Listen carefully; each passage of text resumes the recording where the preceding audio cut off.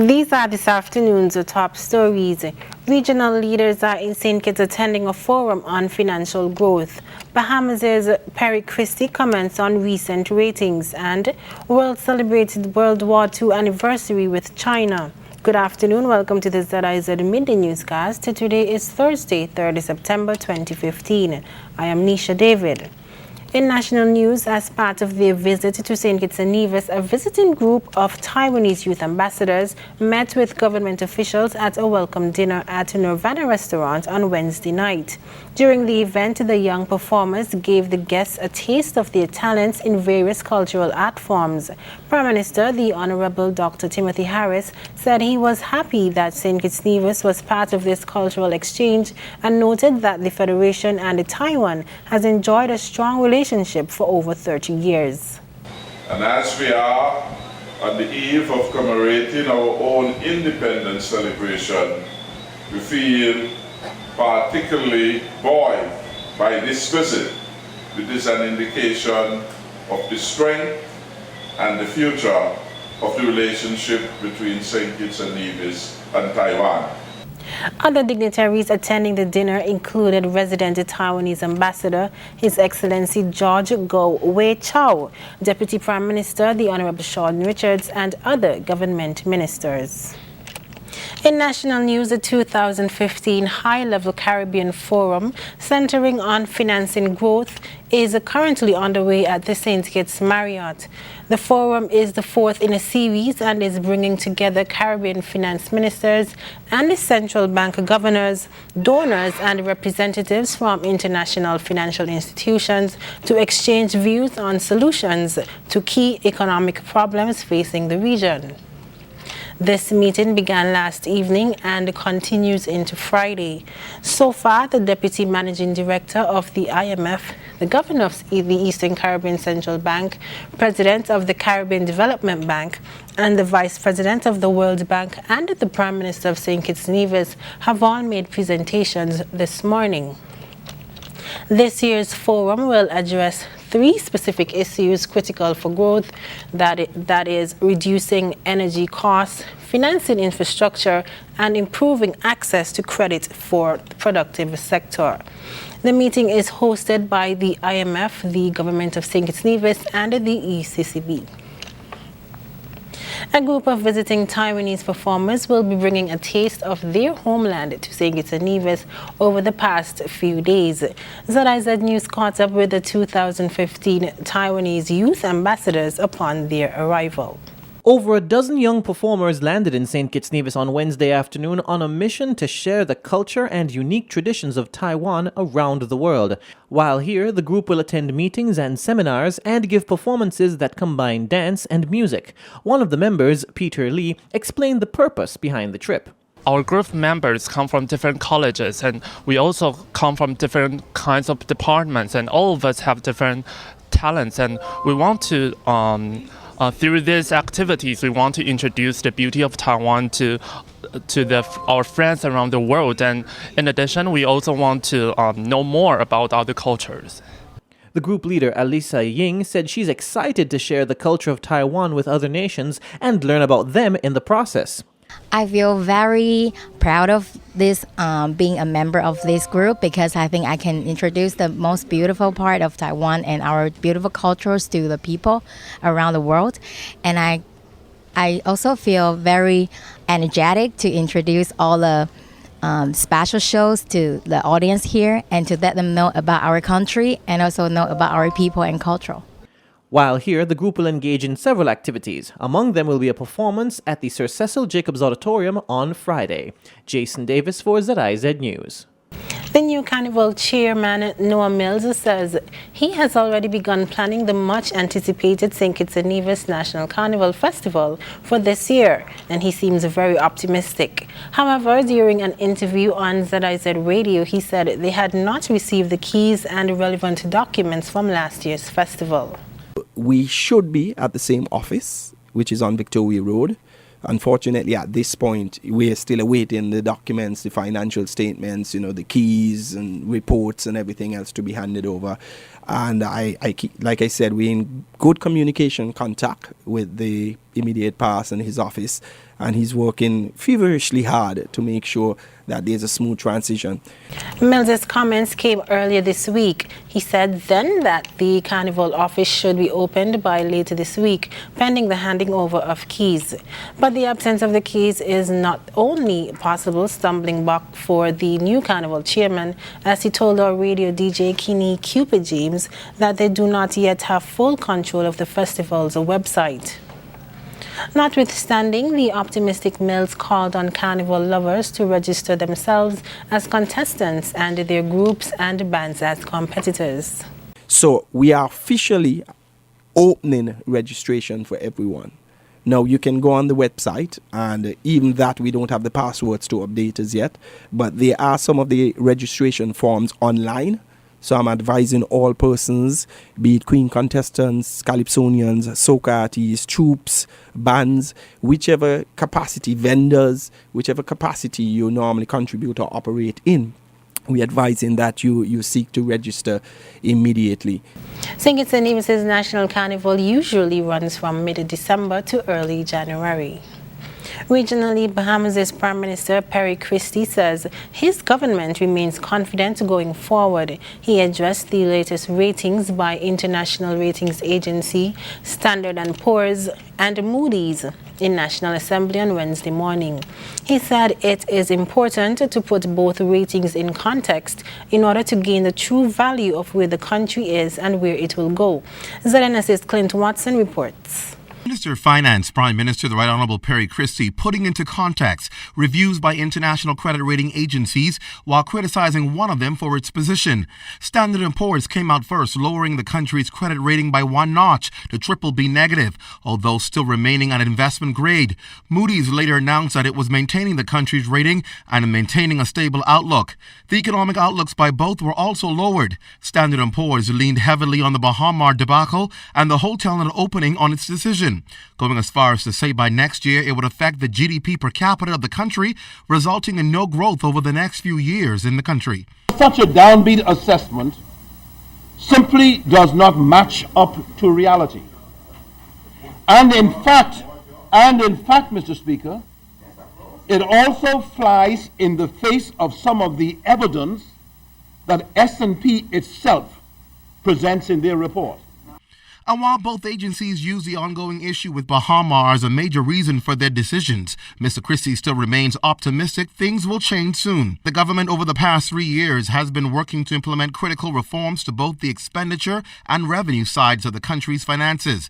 He says a comprehensive plan to lower the deficit has been working and was even acknowledged in detail by Standard & Poor's.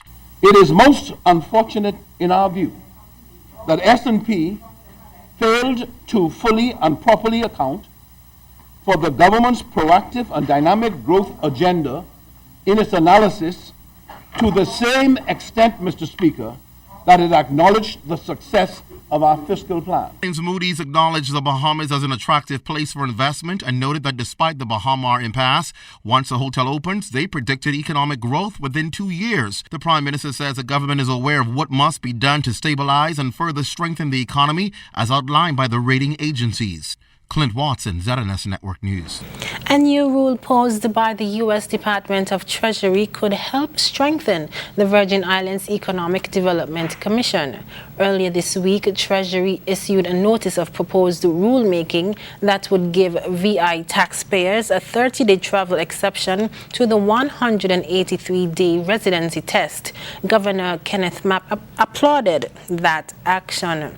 News 2's Erica Parsons explains in this report.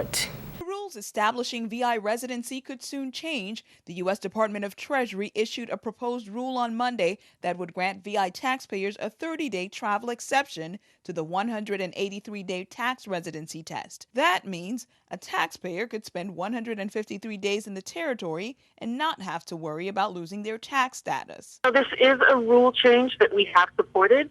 The prior administration, I know this is something that we have worked on from the end of Governor Turnbull's administration through the DeYoung administration. I know the delegate to Congress, Donna Christensen, had also worked on this, and it seemed to be stalled at the rulemaking at Treasury. Governor Kenneth Mapp applauded Treasury's action, saying it's one of the most important federal actions in years to strengthen the VI's Economic Development Commission. Under current rules, to qualify as a VI taxpayer, a person has to be physically present in the territory for a minimum of 183 days a year.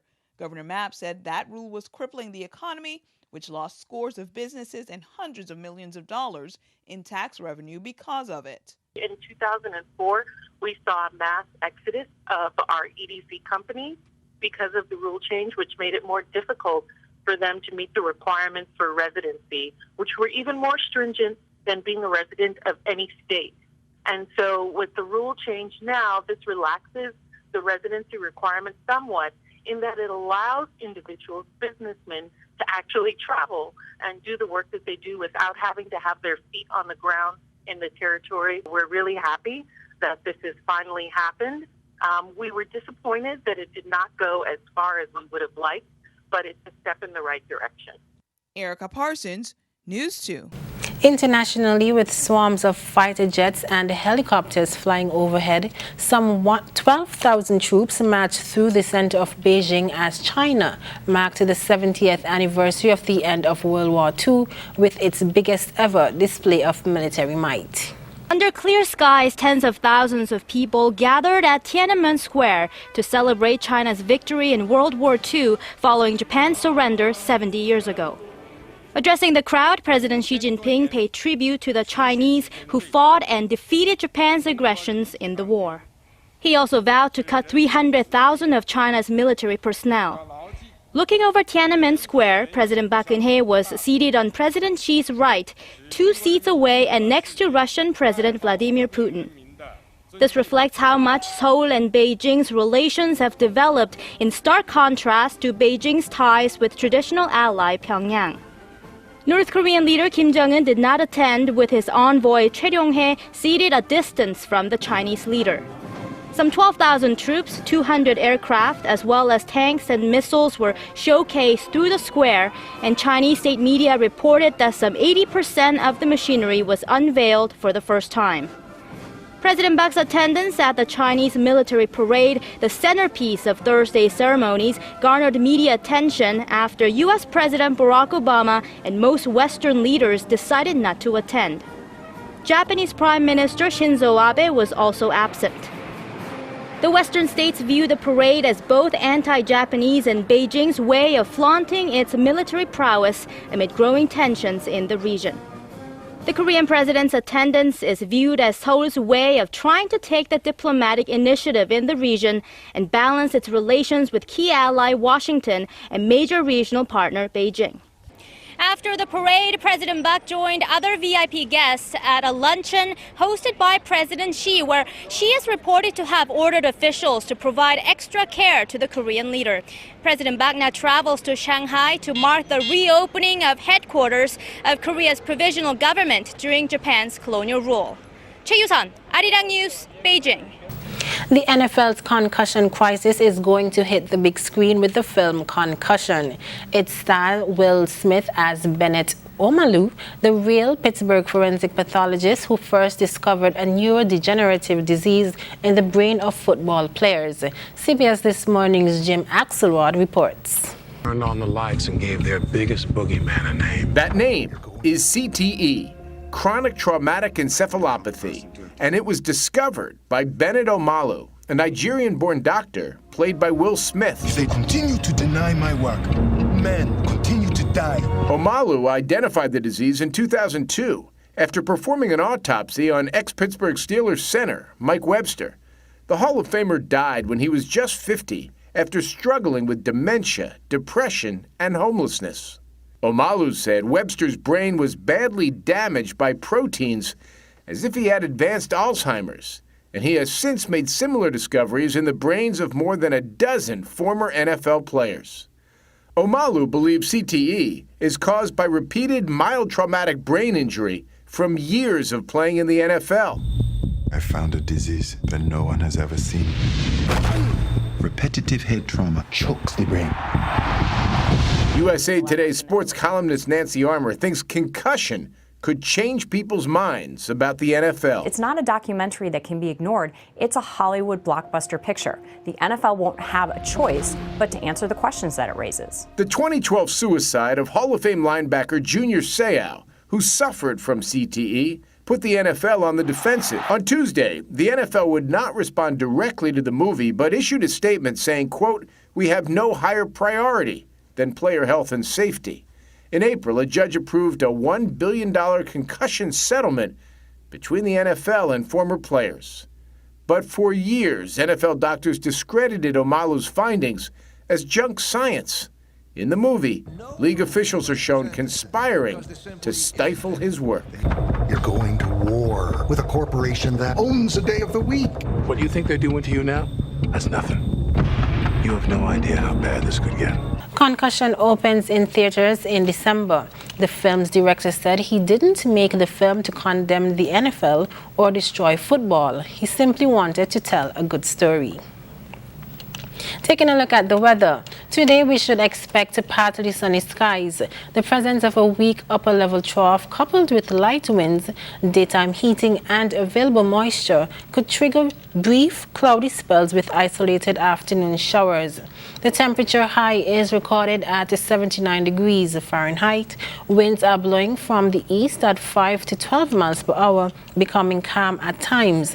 Seas are slightly to moderate with swells not exceeding 4 feet. Sunset for today is expected at 6:24 p.m., while sunrise for tomorrow will be at 5:57 a.m. That brings us to the end of the ZIZ Mid newscast. Join us this evening for these stories and more in detail. Thanks for joining us. I am Nisha David.